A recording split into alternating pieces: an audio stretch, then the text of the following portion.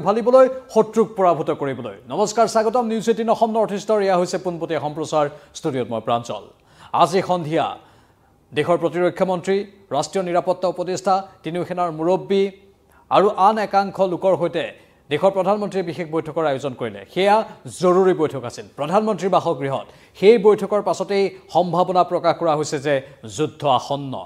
আজিৰ এই বৈঠকৰ পাছত আৰএছএছৰ প্ৰমুখ মোহন ভাগৱতে গৈ প্ৰধানমন্ত্ৰীক সাক্ষাৎ কৰাতেও বিশেষ তাৎপৰ্য বহন কৰিছে এটা ইংগিত দিছে হসাকৈ যুদ্ধ আসন্ন নেকি তেনেধৰণে কথাবোৰ ভাবিবলৈ এতিয়া বাধ্য কৰাইছে প্ৰধানমন্ত্ৰীয়ে কৈছে যে দেশৰ সেনাবাহিনীৰ ওপৰত সম্পূৰ্ণ বিশ্বাস আছে আৰু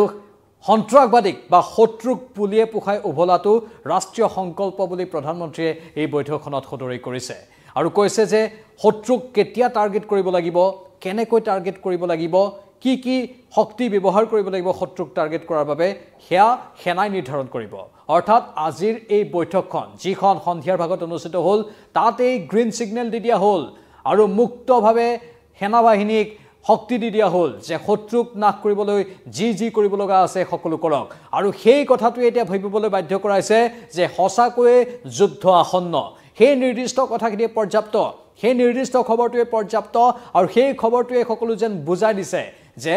যুদ্ধ আসন্ন আৰু যদি যুদ্ধ আসন্ন হয় তেনেহলে পৰিস্থিতি কেনে হ'ব হেয়া সকলোৱে কল্পনা কৰিব পাৰিছে কিন্তু এয়া বাধ্য হৈ এনে ধৰণৰ সিদ্ধান্ত ল'বলগীয়া হৈছে একমাত্ৰ কপটীয়া পাকিস্তানৰ কিছু কুৎসা ৰচনাৰ বাবে ভয়ংকৰ ষড়যন্ত্ৰৰ বাবে আমাৰ শত্ৰুৱে বাৰে বাৰে আমাক টাৰ্গেট কৰি থকাৰ বাবে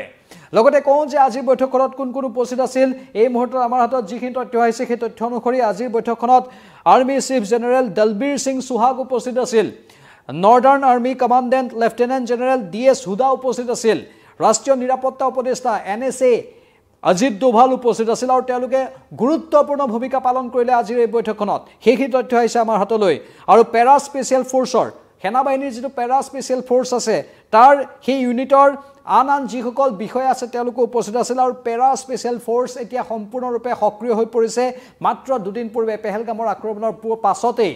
যেহেতু ভাৰতীয় বায়ুসেনাই আক্ৰমণৰ নাম দি এটা অভিযান চলাইছিল সুখয় ৰাফেল যিবোৰ যুদ্ধ বিমান আছে সেই যুদ্ধ বিমানবোৰ পুনৰ যেন ধাৰ দি লৈছিল পুনৰ যেন সক্ৰিয় কৰি লৈছিল বায়ুসেনাৰ যিসকল যুঁজাৰু আছে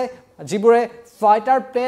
ফাইটাৰ প্লেন চলায় সেই ফাইটাৰ প্লেন চলোৱা যিসকল আমাৰ সেনা জোৱান বিষয়া আছে তেওঁলোকক সক্ৰিয় ৰূপত দেখিবলৈ পোৱা গৈছিল আৰু সেই অনুশীলনটোৰ নামেই দিছিল আক্ৰমণ আৰু সেই আক্ৰমণৰ বাবে ইতিমধ্যে যেন সাজু হৈ উঠিছে ইফালে নৌ সেনাবাহিনীও সাজু হৈছে ইফালে স্থল সেনাবাহিনী আনফালে বায়ু সেনাবাহিনী তিনিও সেনাৰ মুৰব্বী আজি উপস্থিত আছিল প্ৰধানমন্ত্ৰীৰ বাসগৃহত অনুষ্ঠিত সেই জৰুৰী বৈঠকখনত আৰু সেই জৰুৰী বৈঠকখনে ইংগিত দিছে যে আগন্তুক এই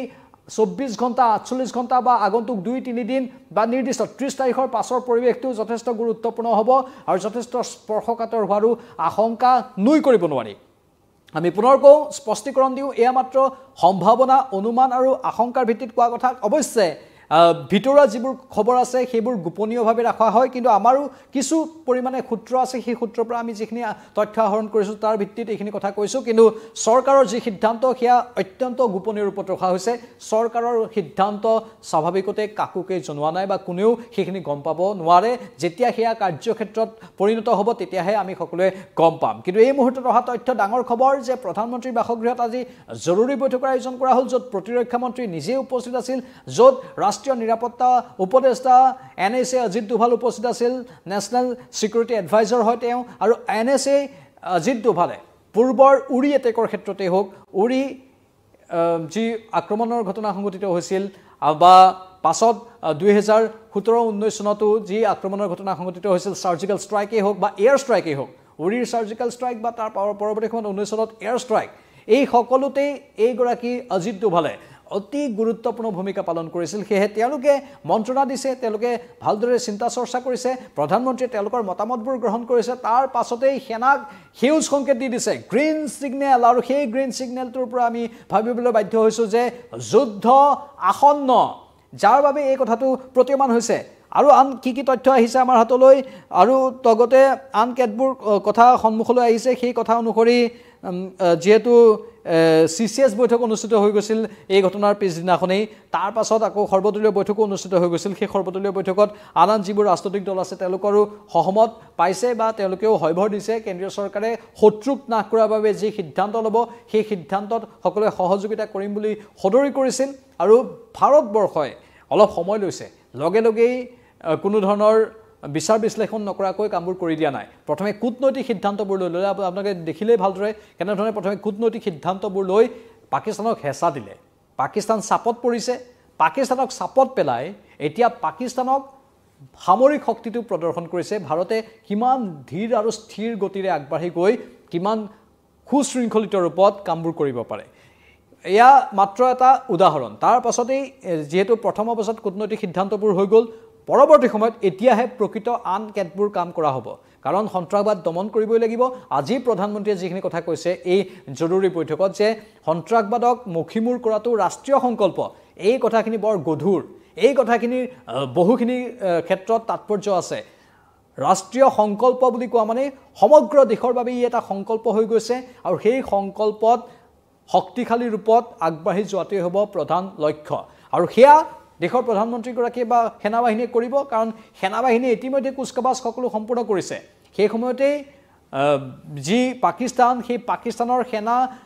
যিগৰাকী জেনেৰেল আছে সেই জেনেৰেলগৰাকী অন্তৰ্ধান হৈ গৈছে তেওঁ ক'ৰবাত আত্মগোপন কৰিছে হয়তো আত্মগোপন কৰি বিশেষ মন্ত্ৰণা কৰি থাকিব পাৰে অথবা তেওঁ নিজ দেশৰ পৰা পলায়ন কৰিব পাৰে কাৰণ পাকিস্তানৰ দৰে এখন দেশত পলায়ন কৰাটো কোনো আচৰিত কথা নহয় তাৰ পৰা কেতিয়াবা ৰাষ্ট্ৰটিক নামি দামী নেতা পলাই গুচি যায় কেতিয়াবা সেনাৰ আন একাংশ বিষয়া পলাই যোৱাৰ বাতৰি আমি বিগত সময়ত পাইছিলোঁ এইগৰাকী যিগৰাকী জেনেৰেলে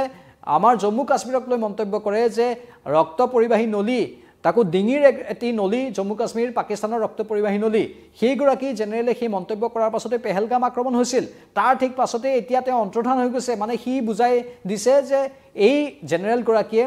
এই সমগ্ৰ কাৰ্যকলাপত কেনেধৰণে জড়িত হৈ আছে বা পাকিস্তানৰ সেনা ISI এই সমগ্ৰ কাৰ্যকলাপবোৰৰ সৈতে কেনেধৰণে জড়িত হৈ আছে প্ৰথমে প্ৰৰোচিত কৰি এই পেহেলগাম কাণ্ড সংঘটিত কৰালে আৰু তাৰ পাছত এতিয়া অন্তৰ্ধান হৈ গৈছে তেওঁৰ অন্তৰ্ধান হোৱাটোৱেই সকলো দিশ বুজাই দিছে যে সমগ্ৰ এই পেহেলগাম আক্ৰমণটো পাকিস্তানৰ পৰিকল্পনা অনুযায়ী হৈছিল আৰু সেয়েহে আজি প্ৰধানমন্ত্ৰীয়ে কৈছে শত্ৰু যিমানেই চতুৰ নহওক কিয় শত্ৰুক আমি দমন এইবাৰ কৰিমেই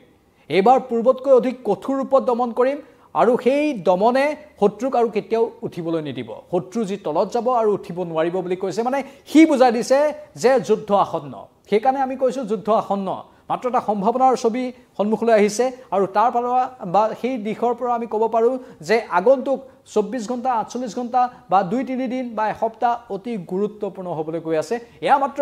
আমি যি পৰিস্থিতি দেখিছোঁ পৰিৱেশ দেখিছোঁ তাৰ পৰা অনুমান কৰি আপোনালোকৰ সন্মুখত সদৰি কৰিছোঁ কিন্তু গুৰুত্বপূৰ্ণ খবৰ স্বাভাৱিকতে লক্ষণীয় হ'ব এই দিনকেইটা কেনেধৰণে যায় এই দিনকেইটাত ভাৰতৰ সামৰিক শক্তিয়ে সেনাবাহিনীয়ে কিমান শক্তিশালী বা কেনেধৰণৰ স্থিতি গ্ৰহণ কৰে অৱশ্যে কালি বা পৰহিৰ দিনটোতো আমি দেখিবলৈ পাইছিলোঁ জম্মু কাশ্মীৰত যিবোৰ সন্ত্ৰাসবাদীৰ ঘৰ আছে সেই সন্ত্ৰাসবাদীৰ ঘৰবোৰ ধ্বংস কৰি পেলোৱা হৈছে জম্মু কাশ্মীৰৰ যিসকল স্থানীয় বাসিন্দা তেওঁলোকে হয়তো অনুমান কৰিব পাৰিছে যাৰ বাবে শস্য চপাই লৈছে তেওঁলোকে ঘেঁহু কাটি নিজৰ ভঁৰালত জমা কৰিছেগৈ আৰু বাংকাৰবোৰ সাজু কৰি বাংকাৰত আশ্ৰয় লৈছেগৈ আমি network 18 exclusive ground zero' report বাংকাৰৰ পৰা দেখুৱাইছিলোঁ আপোনালোকে হয়তো চাইছে আমাৰ সেই প্ৰতিবেদনবোৰ তাত আমি দেখিবলৈ পাইছিলোঁ কেনেধৰণে জম্মু কাশ্মীৰবাসী জনতাই কৈছে যে যুদ্ধ হওঁ এই সময়খিনিৰ পৰিৱেশটো আমি সেই গুমা পৰিৱেশটো অনুমান কৰিছোঁ আৰু যাৰ বাবে আমি বাংকাৰত আহি আশ্ৰয় লৈছোঁহি আমি ঘেঁহু খেতি যিবোৰ তেওঁলোকে কৰিছিল সেইবোৰ সম্পূৰ্ণ নহওঁতে বা সেয়া পুৰত নহওঁতে কাটি আনি ভঁৰালত ভৰাবলৈ বাধ্য হৈছোঁ কাৰণ আমি গম পাইছোঁ এই শান্ত পৰিৱেশটোৱে আগন্তুক দিনৰ এটা ডাঙৰ আগজাননী দি আছে আৰু সেইটোৱে আমি বাৰে বাৰে কৈ আছোঁ হয়তো তেনেকুৱা হ'ব পাৰে আৰু সেয়েহে এতিয়া যুদ্ধ আসন্ন এই যুদ্ধ সন্ত্ৰাসবাদৰ দমনৰ ক্ষেত্ৰত হওক শত্ৰুক দমনৰ ক্ষেত্ৰত হওক আৰু ভাৰতবাসী যাতে শান্তিত থাকে যুদ্ধই যাতে আমাৰ ভাৰতবাসীৰ একো অনিষ্ট নকৰে কিন্তু ভাৰতৰ ভিতৰত যিসকলে সন্ত্ৰাস বিয়পাবলৈ চেষ্টা কৰে বা ভাৰতক যিসকলে অশান্ত কৰিবলৈ চেষ্টা কৰে তেওঁলোক অশান্তিত থাকক সেইটোৱে সকলোৱে কামনা কৰিছে সেইটোৱে সকলোৱে প্ৰাৰ্থনা কৰিছে আপোনালোকৰ প্ৰাৰ্থনা কি মতামত কমেণ্ট বক্সত কমেণ্ট কৰি জনাব আমাক ফেচবুকত ফ'ল' কৰক ইনষ্টাগ্ৰামত ফ'ল' কৰক আৰু ইউটিউবত ছাবস্ক্ৰাইব কৰক বিদায় লৈছোঁ নমস্কাৰ